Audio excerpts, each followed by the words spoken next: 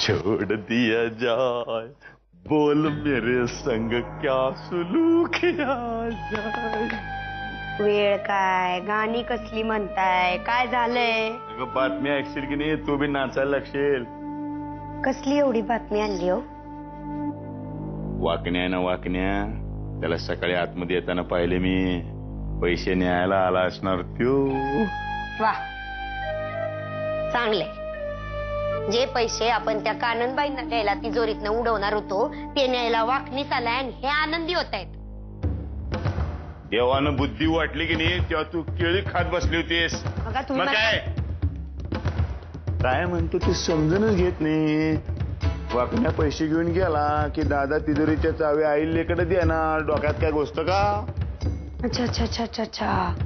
आणि मग तुम्ही किल्लेदारांच्या तिजोरीतले खानदानी दागिने लंपास करणार. अहो पण त्या दागिन्यांचं पुढं काय करणार? माझे खास माणूस आहे, चोरलेले दागिने विकण्यामध्ये एक्सपर्ट. त्याच्याकडे देणार, मग तो ते विकणार आणि 10 लाख रुपये मला आणून देणार. मग ते 10 लाख आनंदबाईला द्यायचे. असे हात जोड कारण घाले. कारण घालणार बाई. हे पैसे घ्या आणि आमचं काम करा. जानकीला आयुष्यात उठवा. आयुष्यभर पैशाची ददात पडू देणार नाही. नाही तर काय. तसही ती जानकी वाट बघतीच वर जायची. होय. आता फार उशीर लावू नका. लवकर पाठवून द्या वरती तिला. आता जातो आणि चाव्या घेऊन येतो. निघा आता. आता जाताय का?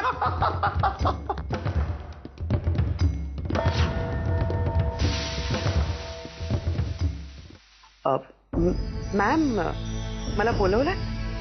हो. काननताई, त्या सेंटच्या वासाबद्दल पुढे काही कळलं का? म्हणजे काय होतंय ना, माझ्या डोक्यातून तो विषय जात नाहीये म्हणून विचारतीये. ऍक्च्युली मॅम, मी त्या दृष्टीने विचार करते.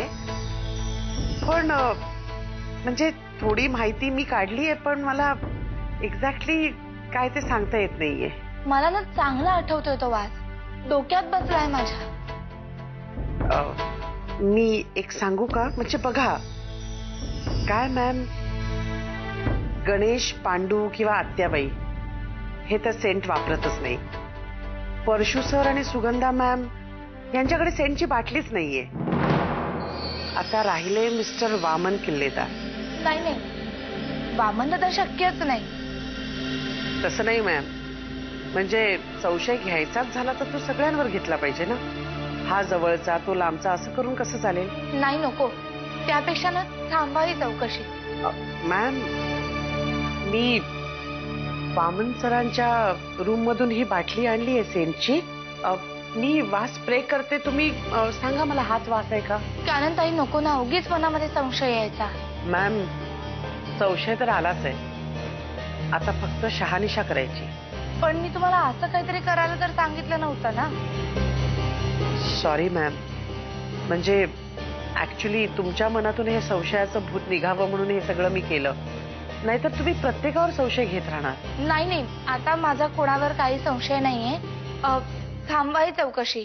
काही प्रश्न नाहीये मला. मला कळतंय, मला बहुतेक भासच होत आहेत सगळे. खरं सांगा मॅम, तुम्हाला हीच भीती वाटतेय ना की हा सेंट वामन सरांचा निघाला तर? हो, पण म्हणूनच मी. सॉरी मॅम, तुम्हाला हा वास घ्यावाच लागेल.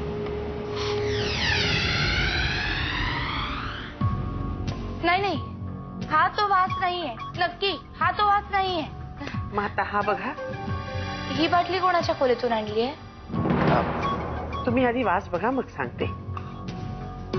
हा वास तोच आहे. हा नक्की तोच आहे. कोणाच्या खोलीतून आणलाय हा?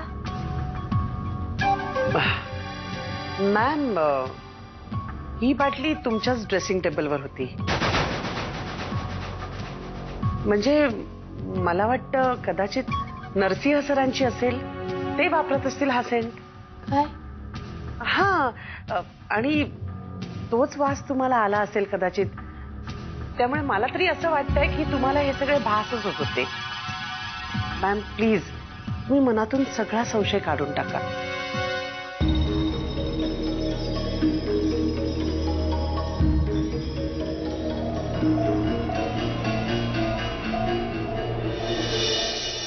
नरसिंहा, मी आता तुझ्याशी जे काही बोलणार आहे ते तू शांतपणे ऐकून घे. त्याच्यावर तडकाफडकी निर्णय घेऊ नकोस. नीट विचार कर आणि मग काय तो निर्णय घे. कारण बाब आपल्या घरातली आहे. काय झालंय आत्याबाई, सांगून टाकेल ना. गेले काही दिवस जानकी मला खूप अस्वस्थ वाटत होती. पण जेव्हा तिने आपणहून मला येऊन सांगितलं सगळं, तेव्हा मला खात्री पटली. काय झालंय काय आत्याबाई, सांगून टाक. अरे, जानकी सांगत होती की तिच्या आंधळेपणाचा फायदा घेऊन कोणीतरी तिच्या खोलीत येतं. म्हणजे बघ ना, त्या दिवशी तिने माऊला पलंगावर ठेवली होती अगदी मध्यावर, आणि ती घ्यायला गेली तर माऊ अगदी पलंगाच्या कडेला होती. एकदा पाळणाच हलवलेला होता. अंदाज घेऊन जानकीने एकदा तांब्याच फेकून मारला आणि तो तांब्या त्या व्यक्तीला लागला असं जानकीचं म्हणणं.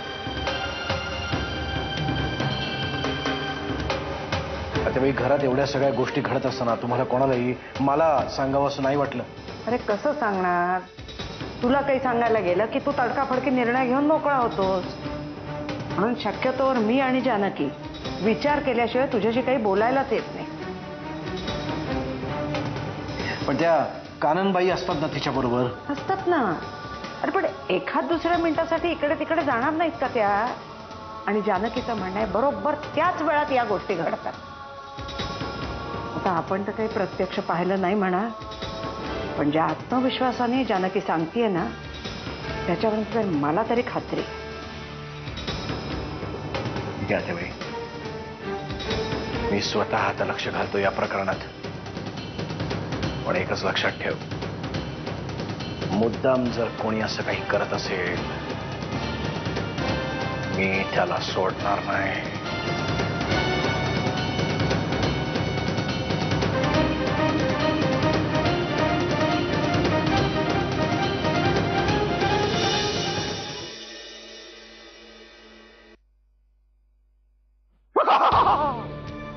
मी तुमचाच विचार करत होतो. 100 वर्ष जगणार बघा तुम्ही. हे असंच जगायचं असेल तर 100 वर्ष जगून करायचंय काय? आता आपली मोहीम फत्य झाल्यानंतर विजयोत्सव साजरा करण्यासाठी एवढी वर्ष लागणारच आपल्याला. वरची मरू दे, काम झालं माझं. काम? तुम्ही मला काही काम सांगितलं होतं का? दादाकडनं तिजोरीच्या चाव्या तुमच्या ताब्यामध्ये येणार होत्या, आल्या का? आल्या. मग कुठे आहे ते आता? माझ्याकडे. मग द्या. तुम्हाला दिसत नाही मी बाहेर चालले ते? कसं दिसणार मला? तुम्ही दिवस रात्र आपल्या अशा नटून थटून तयार असताय. तुम्ही घरामध्ये शतपावली घालताय का बाहेर चाललंय? आम्हाला कसं कळणार? वाकडात शिरल्याशिवाय तुम्हाला करमतच नाही का हो भाऊजी? गंमत केली हो. बरं, चाव्या द्या बघू. मी बाहेर जाते सांगितलं ना. जाऊ द्या मला. जाऊ दे तर जा की बाहेर. घरात एवढं महत्वाचं काम असताना बाहेर कुठे निघाला तुम्ही? मैत्रिणीकडे चालले. ही काय मैत्रिणीकडे जायची वेळ आहे का? घरामध्ये एवढं महत्वाचं काम आहे आपले आणि मैत्रीकडे जाऊन चकाट्या पिटतोय? भाऊजी, मी कुठे जाते, मला काय करायला हवं हे तुम्ही सांगायची गरज नाहीये. मला कळतं ते सगळं. आणि असं दम देऊन बोलायचं नाही, कळलं? आणि जर का बोलायचं असेल ना तर तुमच्या सुगंधाशी अशा भाषेत बोला. उठसूट आपलं ते सुगंधावर काय येतं? गरीब बिचारी ती कुठेतरी कोपऱ्यात पडून असते. पट्टी मारू दे. चाव्या ध्यान जाय तिकडे जा बघू. तुम्ही तुम्हाला एकदा सांगितलेलं कळत नाही? माझं माझ्या मैत्रिणीकडे महत्वाचं काम आहे, जाऊ द्या मला. अहो जा हो, कोण अडवते? जाय तिकडे जा, चाव्या द्या. मग तुम्ही येईपर्यंत कशी तिजोरी साफसूफ करून ठेवतो. तो खवीस नरसिंह आला मी लपडू नको. भाऊजी, तुम्हाला जे करायचंय ते करा, पण मी तुम्हाला आत्ता चाव्या देऊ शकत नाही. भाऊजींना जर का कळलं ना की माझ्याकडे चाव्या नाहीये तर घरात बोंब होईल. मी येईपर्यंत जरा धीर धरा.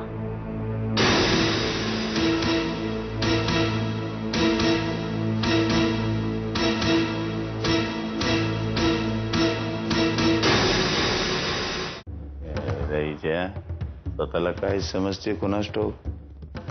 काय नोकर आहे काय तुझा मी? कामं आम्ही करायची. कधी कधी वाटते ना हिचा मायला गेमच करावा. अरे हा? काय बडबडतोय एकट्याशी? कसला गेम? हे रे त्या वर्ल्ड कप झाला की नाही त्या क्रिकेटच्या मॅची बद्दल बोलत होतो. तुला बघितलं नाही घाबरलो एकदम. तसे मला बघितल्यावर भले भले घाबरतात, पण तू घाबरण्याचं काही कारण नाही. तू माझा सख्खा भाऊ आहेस, इतका सज्जन, सरळ मार्गी आहेस, सद्विचारी. तू माझी अशी तारीफ करायला लागला की नाही, स्तुती करायला लागला की नाही, जास्त भीती वाटते मला. पण तू म्हणतोस ते बरोबर आहे. घाबरायचं काय कारण आहे? कर नाही त्याला डर कशा पाहिजे. बरोबर आहे. कर नाही त्याला डर कशा पाहिजे. बरं, काल रात्री तू कुठल्या मोहिमेवर होतास? काल रात्री आठवत नाही. वयोपरत लक्षात राहत नाही. आठवण करून देण्याची व्यवस्था करू. हे व्यवस्था म्हणल्यावर लगेच आठवलं. सुगंध आहे की नाही माझी हिरोईन, तिने मी गप्पा मारत बसलो होतो. मस्त निवांत गप्पा आपल्या. तेवढ्यात असं पायाने अशी खिडकी उघडली. गार वार आले एकदम. तर सुगंध मला कशी म्हणते, अहो दादले, मला दादला म्हणते, गार वार कसं येते म्हणे. म्हणलं का ग बाई? तर म्हणे गरमीच्या सीझन मध्ये वारं गार कसं. मी म्हणलं सिस्टीम आहे तशी ती. हवा पाण्याच्या गप्पा आपण नंतर मारू. नंतर मारू, चालतंय. पण मला एक सांग, अचानक ही सगळी चौकशी कशा पाहिजे चालवली असतो? आपल्या घरात काही विचित्र घटना घडत आहेत, विशेषतः जानकीच्या बाबतीत. होय? विचार करत होतो कशामुळे होत असेल. वाटलं तुला काही माहितीये का विचारावं. मला काय माहित, सकाळी उठल्यावर रात्री झोपेपर्यंत घराच्या बाहेर असते मी. इतक्या मिटिंग असतात, एवढं समाजकार्य करायचं असते, लोकांना भेटायचं असते. तुला काय सांगू, कोण जातोय मी. होय रे होय, खूप मेहनत करतोयस तू. हे संसाराचं अख्खं जोखड तुझ्या खांद्यावर वाहून नेतोयस, म्हणून घर चाललंय. काय दादा चेष्टा करतोय. हे कपाळाला काय झालंय?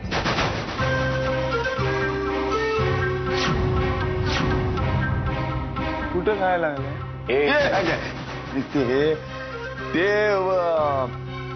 हे असं झालं म्हणजे की ते एक विशिष्ट असा त्याला एक शब्द आहे बघ, त्याला आपटलं मी. त्या आईला ते शब्द आठवना.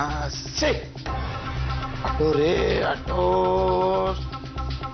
आता आठवलं बघ, आता सगळं स्टोरी आठवली. म्हणजे काल रात्री जरा जास्त श्रमपरिहार आमचा चालला होता मित्रमंडळीमध्ये.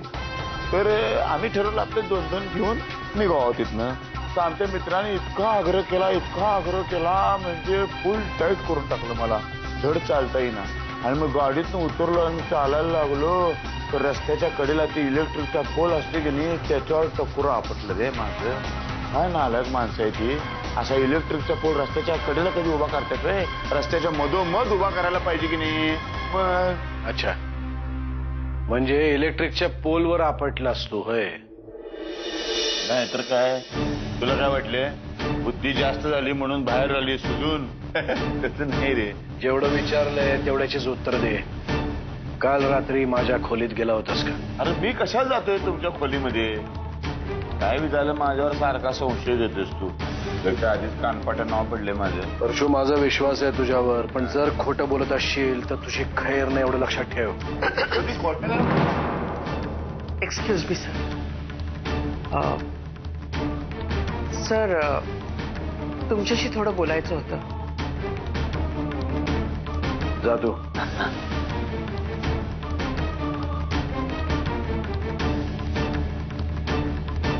बोला मॅडम. खरं तर मलाही तुमच्याशी बोलायचं होतं. आत्याबाईंकडून मला कळलं की जानकीला कोणीतरी त्रास देत आहे, मुद्दामून खेळ करते तिच्याशी. घरातलंच कोणीतरी असण्याची शक्यता आहे. तुम्हाला काय वाटतं, कोणी जाणून बुजून करत असेल हे? सर, जानकी मॅम माझ्याशी बोलल्या त्याबद्दल. पण मला असं वाटतं की यात वास्तवापेक्षा कल्पना जास्त असण्याची शक्यता आहे. म्हणजे असं की सर, जानकी मॅमची दृष्टी गेलीये, त्यामुळे त्यांची इतर इंद्रिय जास्त ऍक्टिव्ह झाली आहेत, जसं की नाक, कान. आणि तुम्हाला त्या दिवशीची एक गंमत सांगते की माऊ थोडीशी रडत होती तरी त्या अस्वस्थ झाल्या होत्या. असे पेशंट स्वतःच एक विश्व निर्माण करतात आणि त्यातच रमतात. जानकी मॅमच्या बाबतीत तसंच काही झालं असेल. त्यांना सतत असं वाटतं की आपल्याला कोणीतरी त्रास देत आहे. हा त्यांच्या मनाचा भ्रम असू शकतो. असं होऊ शकतं? हो सर. म्हणजे आता हेच बघा ना, त्या दिवशी माऊ अगदी बेडच्या मधोमध होती, पण जानकी मॅमना उगाच असं वाटलं की तिला कोणीतरी नेऊन कडेला ठेवलंय आणि घाबरल्या. हा सगळा त्यांच्या मनाचाच खेळ असावा.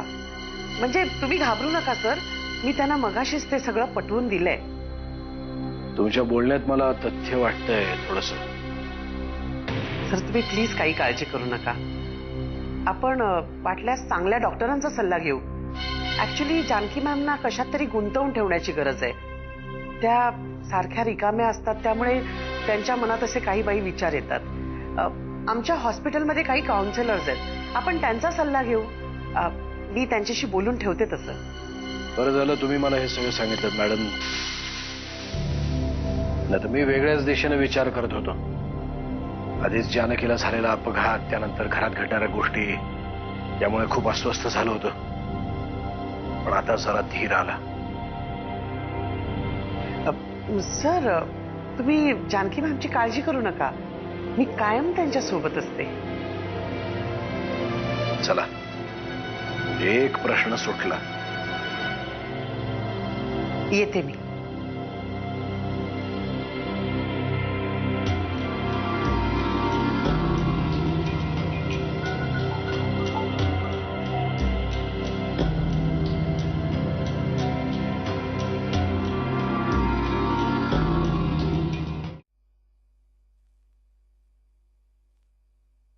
आलात तुम्ही? हो जानकी, तुला माझ्याशी काहीतरी बोलायचं होतं, ते आतेबाईंनी मला सगळं सांगितलंय. म्हणजे मी हे बघ ते जानकी, थांब. जर तुला असं काही वाटत होतं तर तू मला आधीच का नाही सांगितलंस? मी काही चिडलो नसतो तुझ्यावर. मला स्वतःलाच काय होतंय काही कळत नव्हतं. म्हणजे घडणारी प्रत्येक गोष्ट खरी आहे का भास आहे हेच मला कळत नव्हतं. बघ जानकी, मी तुला काही विचारलेलं नाही आणि तू काही सांगावंस अशी माझी अपेक्षाही नाही. तू उगाच स्वतःला त्रास करून घेऊ नकोस. आतेबाईंनी मला जे सांगितलं त्यातून जे गांभीर्य माझ्या लक्षात यायला हवं होतं ते आलंय लक्षात. मला माऊची सतत काळजी वाटते आणि म्हणून मी येणाऱ्या जाणाऱ्या प्रत्येक माणसावर, प्रत्येक गोष्टीवर संशय घेते असं काननताई मला म्हणाले. अगं पण हे खूपच स्वाभाविक आहे, यात तुझा काही दोष नाहीये. म्हणजे मला काय म्हणायचंय तुम्हाला कळतंय ना? तुला जे काही म्हणायचंय ते माझ्या लक्षात येतंय जानकी. तू त्रास नको करून घेऊस. तुम्ही मला समजून घेताय हीच माझ्यासाठी जगातली सगळ्यात मोठी गोष्ट आहे. आणि काननताई म्हणाल्या की या सगळ्यावर सुद्धा उपाय आहे. मला हळूहळू ना ट्रेनिंग देऊन या सगळ्या गोष्टी शिकवता येतील. हे बघ जानकी, तुला काहीही झालेलं नाही. आणि जर तुला तसं वाटत असेल तर तुझा माझ्यावर विश्वास आहे ना. जोपर्यंत मी तुझ्या सोबत आहे तोपर्यंत तू कोणालाच घाबरण्याची गरज नाही. आणि आता माझ्या मनातल्या सगळ्या शंका सुद्धा मिटल्या. त्यातून जर माझ्यामुळे कोणाला त्रास झाला असेल तर मी माफी मागायला सुद्धा तयार आहे. तुझा कोणालाही त्रास होत नाहीये जानकी. फक्त तुला जो त्रास होतोय त्याने मी अस्वस्थ होतोय. तुम्हाला ते सेंटचं प्रकरण कळलं आणि ते तांब्या फेकून मारण्याचं? सगळं कळलंय मला आणि यात तुझा काहीही दोष नाहीये. त्यामुळे तू काळजी करू नकोस. जोपर्यंत मी तुझ्या बरोबर आहे तोपर्यंत तू हा विचार सुद्धा मनात आणू नकोस. तुमच्याशी बोलायला लागल्यावर बरं वाटतं मला.